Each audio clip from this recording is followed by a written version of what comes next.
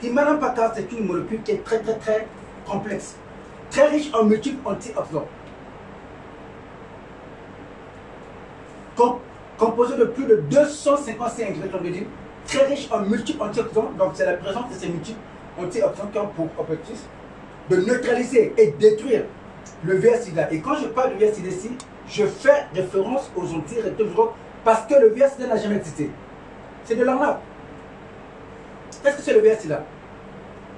Le VIH-Sida, c'est la transformation des antirétroviraux. Ce poison qui tue à petit feu des patients ayant juste un déficit immunitaire qu'il faut combler par une bonne alimentation saine et équilibrée. Donc aujourd'hui, pour que vous puissiez avoir un manquement de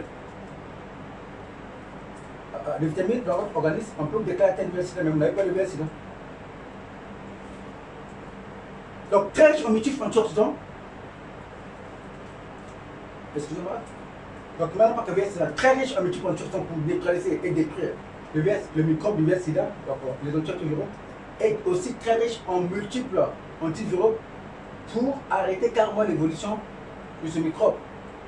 Et très riche en multiples fibres alimentaires pour tonifier et vivifier les cellules qui ont été désamorcées par la maladie. Donc c'est là où vous allez remarquer quelqu'un qui a perdu du poids, un peu de 40 kilos, un peu de temps. Vous allez voir que la personne va arriver jusqu'à 60 kilos.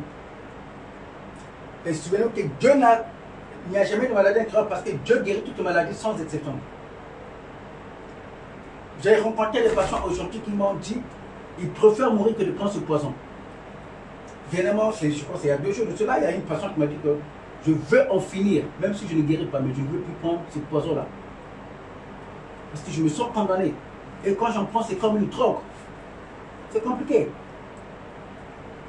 Alors, après l'invention de cette molécule, qui est maintenant VIH, comment est-ce que vous l'avez testé? Parce que, est-ce que vous avez fait comme d'autres chercheurs, en utilisant un animal par exemple pour tester l'efficacité de ce médicament? Comment ça s'est passé? Vous savez que les formations professionnelles, je suis d'abord gastronome.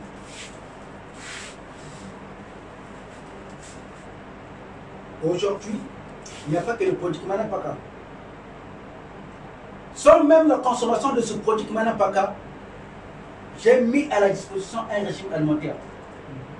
Et ce régime alimentaire, je l'ai usé à titre expérimental pendant au moins 2 ans sur beaucoup de patients à travers le monde entier. Et il y a eu des bons résultats. Donc beaucoup de patients, après avoir usé ce menu, ils ont vu le VIH-Sida disparaître. Parce que le VIH-Sida n'a jamais existé. Alors, le dernier témoignage que nous venons d'avoir, c'est avant décembre, si vous vous souvenez. C'est en Allemagne.